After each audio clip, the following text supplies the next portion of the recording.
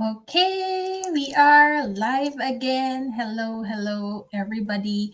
It's me again, Aryan here, coming to you live from Windsor, Ontario, Canada. Good morning, good afternoon, good evening, wherever you're watching this live or replay from. If you can comment down below where you're tuning in from so we know how global we are in this online world, in this family, right? So, I'm just hopping in today quickly to do this go live to give value to you today before I go into a workshop about ad filming, um, which is part of our challenge in our digital business community. And I do love attending those workshops because I really learned a lot from that. Especially that, what I am doing in my day job, or even before I came here to Canada, as an ERP programmer or analyst. This is still, even if it's part of like the technical stuff, this is still something new to me, and I really love attending those because um this is a whole new world. Like I'm really learning a lot from this, and I know that time will come that I will reap the benefits of the hard work and the time and effort that I put in this digital business. So again, if this is the first time you're seeing me, I'm Ariane. I am a mom of two boys, living here in Windsor, Ontario, together with my husband and my kids. I've been an SAP programmer back in the Philippines for 12 years, and we look for greener pastures. So, um, um, in 2021, that's still actually the pandemic in the Philippines, but they say here that it's already um, after the pandemic here in Canada. So in 2021, we decided to come here. I started here as a student, studied project management, and finished my course within the same year. But when I was still studying, I juggled three part-time jobs with it. I did cleaning. I became a concierge and move-in coordinator in Toronto. And after my course, I took the PMP certification exam, landed an IT analyst job, and there I do it right now as a day job while I'm also a proud digital business owner. So in this digital business, my mission is to help ambitious working career parents take back control of their life and have more time with their family by starting a legitimate digital business. So that is me. So, what's our topic for today? Actually, I've noticed that in the past few days, the topic has been gearing towards something that's like, preparing, or what we can prepare for the coming year ahead. And, all about goal setting, all about organizing, um, having clarity in what we really want to achieve in life. So I wanted um, to focus on that up until maybe the end of the year or until the first week of 2025, just so we can set things right this time. Okay. So, and I also wanted to share those insights with you so that you can also do your thing, your own thing. Maybe have your own take in these insights so you can implement them in your own life as well. Um, and again, our topic for today is in relation to that. I thought about talking about what is really important to us, what's really important to you, because this one, I got this insight or this topic from the Merkle Equation book, which is what I'm currently listening on just this morning.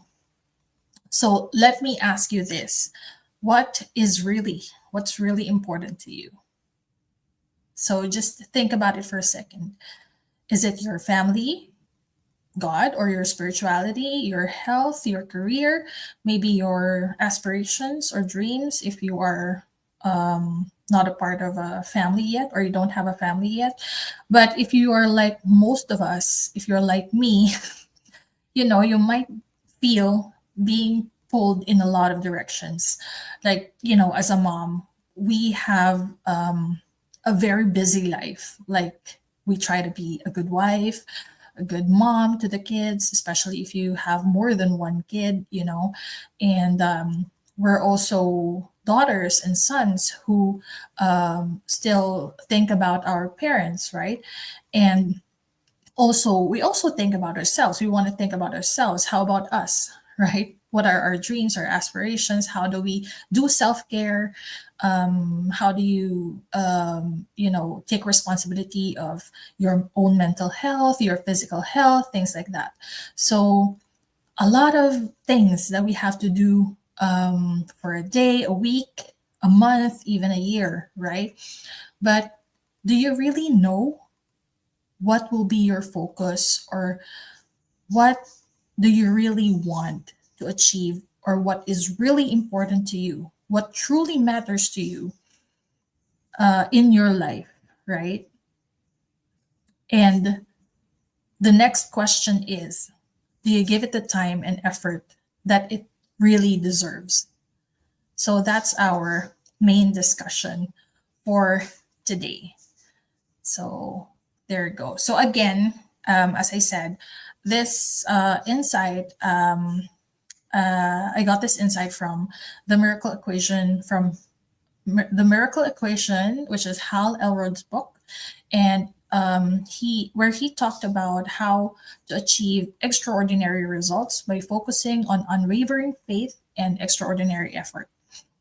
So he says that miracle is equal to unwavering faith and extraordinary effort, which I truly believe because when I look back after I read this, actually, after I read even just the first chapter, when I look back at my life, I realized that I achieved things that I never thought I could when I applied unwavering faith and extraordinary effort. And that's a huge life changing moment every time for me. So I can attest to this. So this really works. But the key step before you implement this is try to figure out first what's worth that faith and effort. Because if it's not worth that faith and effort, why would you still do it, right? Why would you do that or aspire that as a goal, right? In chapter 6, which was what I listened earlier this morning, he shared an insight. So the clarity comes from questioning. So you have to ask yourself, because nobody can answer this for you. And here is what you can ask yourself. Ask yourself, if I could focus on just one or two things in life, what would bring me the deepest sense of fulfillment? And if you can remember a book just called Ikigai, I haven't even actually read that yet. It's one of my uh one of the books in my wish lists. But I still have a lot in the queue, but I know what Ikigai means. And that is how you find, your true purpose in life, right? What could give you the deepest sense of fulfillment? So, if you are not aware yet, I hope these three steps can also help you identify, determine what's truly important to you. So, number one, try to reflect on your core values. So, what makes your life meaningful? So again, as I mentioned earlier, there are a lot of different aspects in our life that we want to improve on, that we want to maintain, right? And for some, like me as well, it's family. And for others, maybe it's their spirituality, maybe it's their health, maybe it's their career, maybe it's business, maybe it's it differs for each and every one of us. But there are also people who would want to make a difference, and that is where ikigai comes from, right? The desire to make a difference, or to have a life with purpose and have a sense of fulfillment. But whatever that is that you want, whatever that is, whatever your core values are, knowing what is really your value, what do you value the most, is like having a compass. So, whatever life brings you, because you know your core values, you want, or you would know what to take and what not to take, what road to take and what road not to take, right? So if that makes sense to you. So if you know your core values, you're strong in you can become strong in whatever you want your life to be, right? So just reflect on your core values. For me personally, my core values are, again, integrity. So in whatever aspect of life, maybe business or just personal, integrity, respect. Respect is very important, especially in our family as well. And faith. Faith. Okay. So those are my core values. So try to reflect on yours too. Number two, envision the future that you want. I've said this again and again in my previous lives as well, because it's really important. Again, as the gurus say, like Bob Proctor as well, whatever you think and whatever you believe in, you will achieve, right? So try to envision the future that you really want. You just, close your eyes, just simply, when you wake up in the morning, just close your eyes again briefly and think, if you continue in the same path today, if you do the same routine today, will you end up where you want to be? So every day you have a routine. You know that. Like, we each have our own different routines. When we wake up in the morning, the first thing that we do, what do we get our phones and check our messages, social media, right?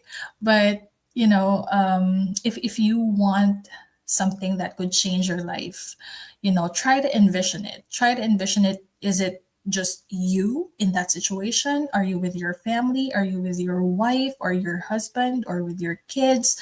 You know, and I've also mentioned this before. It's really refreshing to daydream. Like, even when I was young, I do that. I daydream, right? So think about where you will end up that moment or that day at the end of the day. And if not, if that's not what you want to be, or where you want to end up, what needs to change?